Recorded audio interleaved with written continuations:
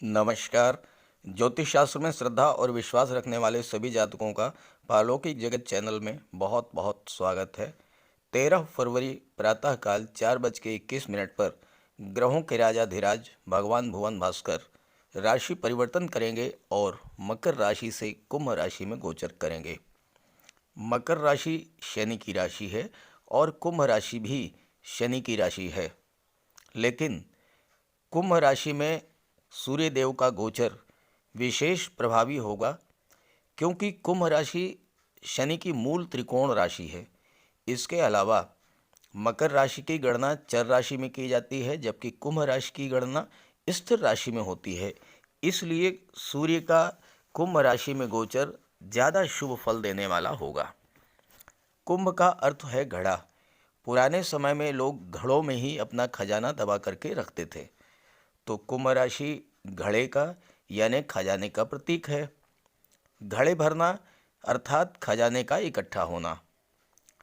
और सबसे बड़ी बात यह है कि कुंभ राशि में देवगुरु का गोचर पहले से ही है और देवगुरु धन के कारक हैं। ऐसी स्थिति में सूर्य और गुरु का जो योग बन रहा है वो बड़ा जबरदस्त योग बन रहा है और इसका लाभ आपको मिलेगा। दूसरी बड़ी बात यह है कि शनि सूर्य युति जो अभी तक आपकी कुंडली में बन रही थी और उसके जो अशुभ परिणाम मिल रहे थे, उससे भी आपको मुक्ति मिलेगी। सूर्य आत्मा के कारक हैं। सूर्य शासन प्रशासन सरकारी नौकरी के कारक हैं। सूर्य मान सम्मान पद और प्रतिष्ठा के कारक हैं। और गोचर में सूर्य जब कुंडली में बलवान स्थिति में होते हैं तो मान सम्मान पद प्रतिष्ठा तो दिलाते ही हैं, पिता की भी भाग्योन्नति करते हैं। आपको ये बता दूं कि ये राशिफल आपकी चंद्र राशि के आधार पर विश्लेषण कर रहा हूं और गोचर के प्रभाव को जन्म कुंडली के आधार पर समझना चाहिए। जब आप जन्म कुंडली में सूर्य को समझ लेंगे, अर्थात अगर सूर्य आपकी जन्म कुंडली में बली अवस्था में है, तो ये गोचर आपके लिए हर तरह से उत्तम और श्रेष्ठ प्रभाव देने वाला होगा। और अगर सूर्य कमज़ोर है तो उस स्थिति में सूर्य का उपाय कर लें, ताकि आपको भी इस राशि परिवर्तन का पूरा लाभ प्राप्त हो सके। तो चलिए वीडियो शुरू करते हैं। पहले मैं आपको ये समझाऊंगा कि सूर्य गुरु महायोग क्या है और इस योग के बनने का क्या प्रभाव पड़ेगा आपके जीवन पर, क्योंकि ये अत्यंत दुर्लभ योग है। किसी भी जातक की जन्म कुंडली में बहुत मुश्किल से ये योग बनता है। बहुत कम लोग ऐसे होंगे जिनकी कुंडली में ये योग बना होगा, लेकिन जिनकी कुंडली में सूर्य गुरु का महायोग बना होगा वो जातक विश्वविख्यात होते हैं। धन संपदा समृद्धि सुख सब कुछ उनके पास होता है और वो दुनिया में जो कुछ भी पाना चाहते हैं वो सब कुछ बहुत ही आसानी से प्राप्त कर लेते हैं। ऐसा होता है ये महायोग। जहाँ तक गोचर की बात है तो गोचर में ये राजयोग हर व्यक्ति की कुंडली में वर्ष में एक बार 1 महीने के लिए बनता है, तो इसका आपको लाभ उठाना चाहिए। तो पहले समझते हैं गुरु सूर्य महायोग के बारे में और फिर मैं आपको बताऊंगा कि सूर्य के राशि परिवर्तन का धनु राशि के जातकों पर क्या प्रभाव पड़ेगा। तो आइए पहले समझते हैं सूर्य गुरु युति के प्रभाव को। सूर्य गुरु युति को ज्योतिष शास्त्र में अत्यंत श्रेष्ठ योग माना जाता है। ये योग एक ऐसा योग है जो हमेशा शुभ फल ही देता है। इस योग को ज्योतिष शास्त्र में जीवात्मा योग कहते हैं और नवम पंचम योग भी कहा जाता है। सूर्य को आत्मा, बल, तेज, आत्मविश्वास, आत्मसम्मान और जीवन का कारक माना गया है। देवगुरु ज्ञान, धन, विवेक, संतान, मान सम्मान, उच्च पद, शिक्षा, धर्म और सत्कर्म के कारक माने गए हैं। सूर्य हमें जीवन देते हैं। गुरु हैं जीव, गुरु हैं प्राण शक्ति और सूर्य है आत्मा, इसलिए इसे जीवात्मा योग कहते हैं। इस योग का पहला प्रभाव ये होता है कि ऐसे जीव जातकों की जीवनी शक्ति बहुत ही मजबूत होती है, अर्थात ये योग दीर्घायु प्रदान करता है, आपकी आयु को लंबा करता है। जीवन के प्रति ऐसे जातकों का दृष्टिकोण सकारात्मक होता है।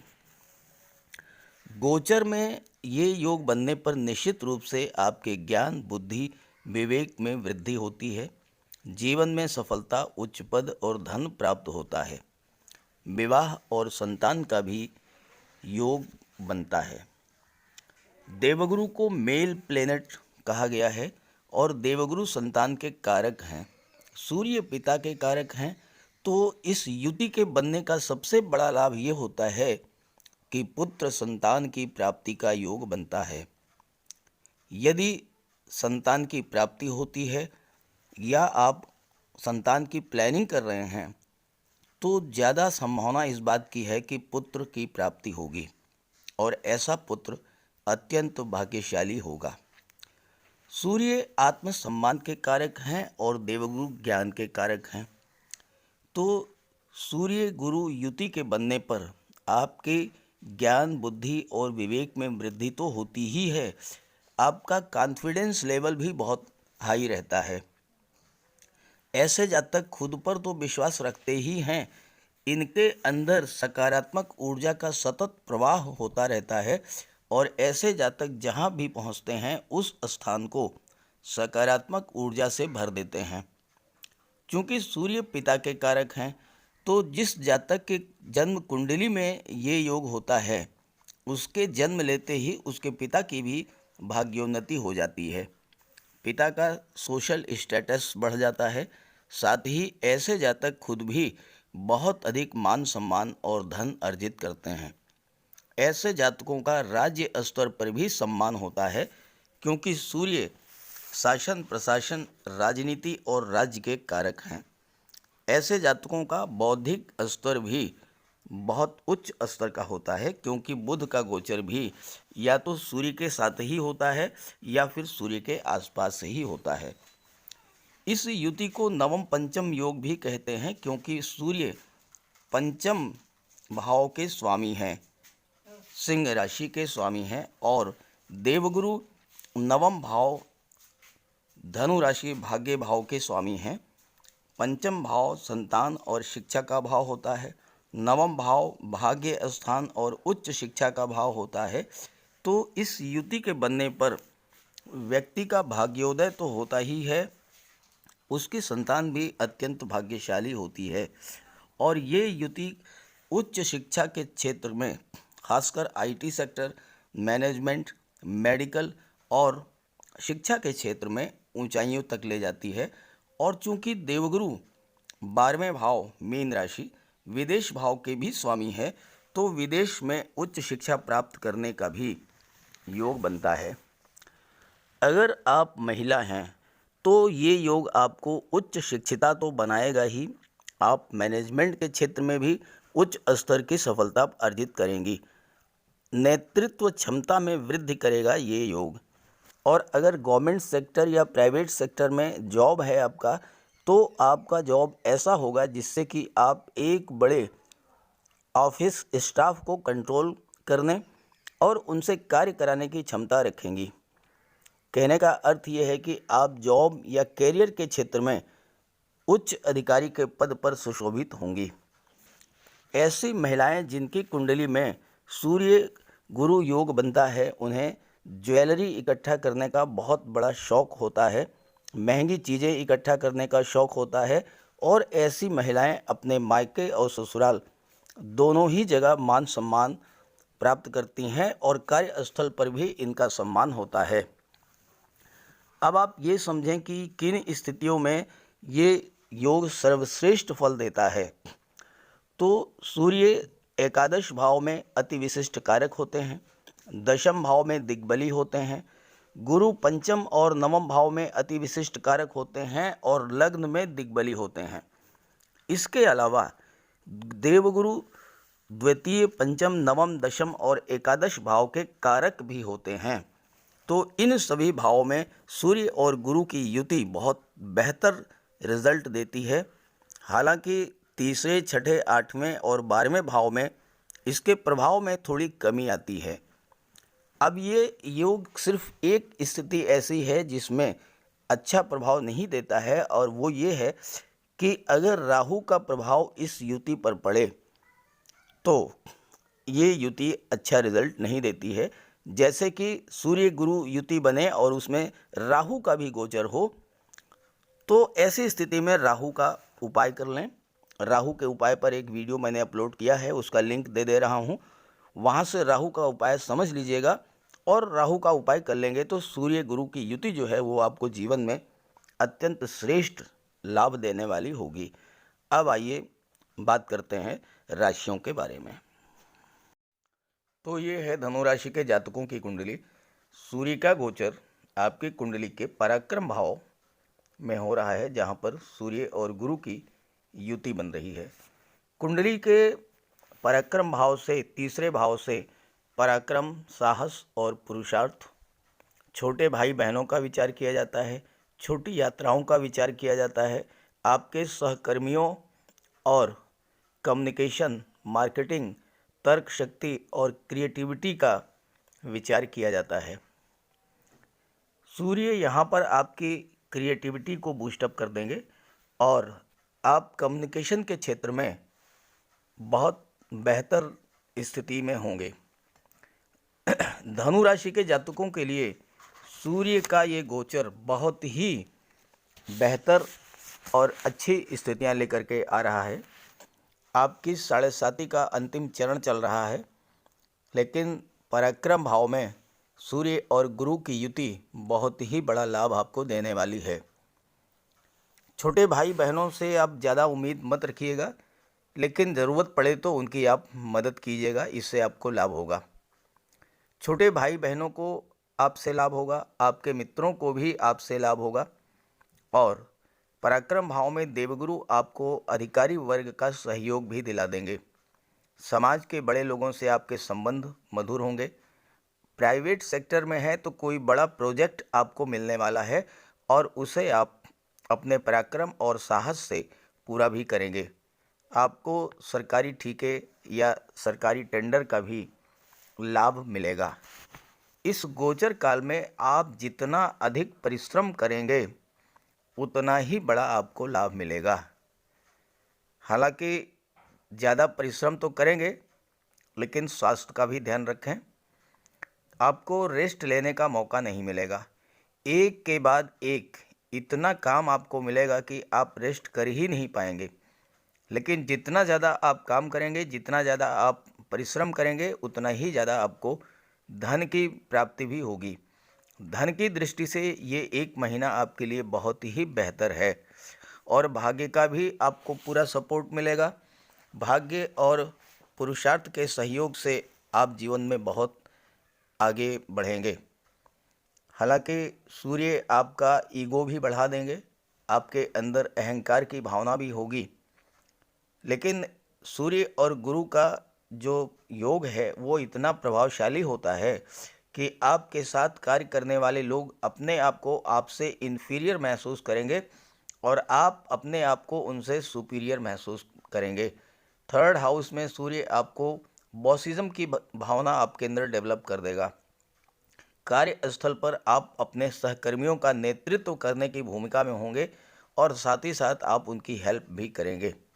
तो इस तरह से सूर्य का गोचर आपको बहुत अधिक लाभ देने वाला होगा। हालांकि थर्ड हाउस में सूर्य जातक के बड़े भाई के लिए ठीक नहीं होता है, संबंध खराब कर देता है, संपत्ति विवाद भी हो सकते हैं, तो आप सूर्य का उपाय कर लें। थर्ड हाउस में आपको सूर्य यात्राएं भी कराएंगे और आपकी जॉब ऐसी होगी जिसमें आपके ट्रांसफर्स भी लगातार होते रहेंगे। अब आइए बात कर लेते हैं सूर्य की दृष्टियों के बारे में, जो कि कुंडली के भाग्य भाव पर पड़ रही है। सूर्य की दृष्टि पर बात करने से पहले यहाँ पर देवगुरु का भी गोचर है और देवगुरु का प्रभाव सूर्य से कहीं अधिक होगा। तृतीय भाव में देवगुरु के बारे में ज्योतिष शास्त्र में कहा गया है, जीवे तृतीय तेजस्वी कर्म दक्षो जितेंद्रिय मित्राप्त सुख संपन्न तीर्थवात्रा प्रियो भवेत।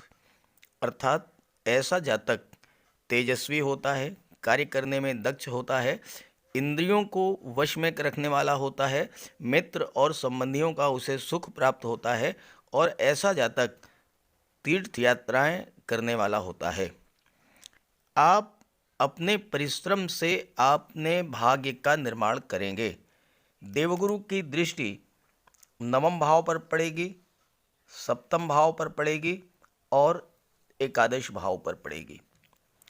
इसी कारण आपको हर कार्य में सफलता मिलेगी। शास्त्रों और धर्म में आपकी आस्था होगी, आप तीर्थ यात्राएं भी करेंगे और आप अपना कार्य अत्यंत चतुराई से करेंगे, हालांकि स्वभाव में थोड़ी कंजूसी होगी। देवगुरु की दृष्टि सप्तम भाव पर पड़ेगी, आपका दाम्पत्य जीवन अत्यंत सुखमय होगा। भाई बहनों, परिवारिक जनों से आपके संबंध अच्छे होंगे और अगर आप भाइयों से संबंध बना करके रखेंगे तो आपको लाभ होगा। मित्रों और स्वजनों के सहयोग से लाभ होगा। विवाह समय से होगा, परंपरागत तरीके से होगा और दाम्पत्य जीवन खुशहाल होगा। घर के शुभ कार्यों पर आप खर्च करेंगे। देवगुरु की दृष्टि भाग्य भाव पर पड़ेगी तो आप अपने पुरुषार्थ से भाग्य का निर्माण करेंगे और भाग्य भाव के स्वामी सूर्य हैं और सूर्य की भी दृष्टि भाग्य भाव पर पड़ रही है, तो भाग्य का आपको पूरा सपोर्ट मिलेगा। सरकार से आप सम्मानित होंगे, सरकारी अधिकारी आप हो सकते हैं और आपके अधीन बहुत सारे लोग कार्य करेंगे। थर्ड हाउस में सूर्य और गुरु नौकरी के प्रबल योग बनाते हैं और आपकी जीविका का साधन नौकरी ही होगी। और अगर पत्नी की राशि वृश्चिक राशि है तो उनका अपना खुद का व्यवसाय हो सकता है, जैसे कि beauty parlour, dress designing, readymade garments, fashion designing, इस तरह के कार्य वो कर सकती हैं। और देवगुरु की दृष्टि कुंडली के लाभ भाव एकादश भाव पर पड़ेगी और एकादश भाव से आपको देवगुरु हर तरह का लाभ प्रदान करेंगे। धन का लाभ, संतान का लाभ, शिक्षा का लाभ, मान सम्मान, पद और प्रतिष्ठा को बढ़ा देंगे और साथ ही साथ आपको प्रचुर मात्रा में धन भी प्राप्त होगा। अब आइए सूर्य की दृष्टि के बारे में बात कर लेते हैं। कुंडली के नवम भाव से भाग्य, धर्म, पिता, गुरु, उच्च शिक्षा, ज्ञान और विदेश यात्राओं का विचार किया जाता है और यहाँ पर सूर्य की दृष्टि पड़ रही है और सूर्य भाग्य भाव के स्वामी भी हैं। कोई भी ग्रह जिस भाव में गोचर करता है उससे कहीं अधिक प्रभाव उस भाव पर डालता है जहाँ पर उसकी दृष्टि पड़ेगी। नवम भाव पर सूर्य की दृष्टि आपको एक अच्छा शिक्षक बना सकता है। उच्च शिक्षण संस्थान में आपको बड़ा पद मिल सकता है। सरकारी विभागों में आपको उच्च पद दिला देंगे और आपके पिता ही आपके गुरु हो सकते हैं। आप अपने पिता के आदर्शों पर चलेंगे। आप पिता और गुरु की सलाह को बहुत अधिक महत्व देंगे। सूर्य में प्रकाश है जो भाग्य को चमका देगा और अगर भाग्य चमक गया तो फिर कहना ही क्या, ऐसे जातक मिट्टी को भी सोना बना देते हैं। देवगुरु आप में धर्म, अध्यात्म और ईश्वर में आस्था पैदा करेंगे और सूर्य आपके पिता की समाज में अच्छी स्थिति को दर्शाते हैं। आपकी सोच का दायरा बढ़ेगा और समाज के लिए कुछ करने की सोच आपके अंदर होगी जिससे कि आपका मान सम्मान बढ़ेगा। योग, ध्यान, तपस्या में आपकी रुचि होगी। यात्रा, देशाटन पर आप जा सकते हैं और भाग्य और पुरुषार्थ के मेल से आप जीवन में वह सब कुछ प्राप्त करेंगे जो आप पाना चाहते हैं। और देवगुरु चूंकि धन के कारक हैं तो धन, मान सम्मान, पद और प्रतिष्ठा तो दिला ही देंगे, लेकिन सूर्य अगर आपकी कुंडली में अशुभ हैं तो ईगो बढ़ा देंगे, अहंकार बढ़ा देंगे, तो सूर्य का उपाय कर लें। अब बात कर लेते हैं महाधनी योग के बारे में। किसी भी कुंडली का विश्लेषण करते समय सपोर्टिंग प्लैनेट्स के बारे में विचार किया जाना भी बहुत ज़रूरी होता है। तो शुक्र, शनि और बुध के बारे में भी बात कर लेते हैं। ज्योतिष शास्त्र का एक सिद्धांत है कि अगर लाभ भाव का स्वामी, एकादश भाव का स्वामी धन भाव में गोचर करे या धन भाव का स्वामी लाभ भाव में गोचर करे तो महाधनी योग बनता है। शुक्र का गोचर लग्न भाव में है और 27 फरवरी को शुक्र धन भाव में गोचर कर जाएंगे और महाधनी योग बन गया। 11 एकादश भाव 11वें भाव के स्वामी है शुक्र और धन भाव में गोचर कर रहे हैं, तो महाधनी योग बन गया। सेकंड हाउस से धन, वाणी, निवेश, गोल्ड, रत्न आभूषणों का विचार किया जाता है। 11वें भाव से धन की प्राप्ति और दूसरे भाव से धन के संचय का विचार किया जाता है। और शुक्र का गोचर सेकंड हाउस में है, तो 31 मार्च तक आपको पर्याप्त मात्रा में धन का संचय करा देंगे। आप इस गोचर काल में शेयर में, गोल्ड में, ज्वेलरी या ऑर्नामेंट्स में निवेश करेंगे और ये निवेश आपके लिए लाभकारी होगा।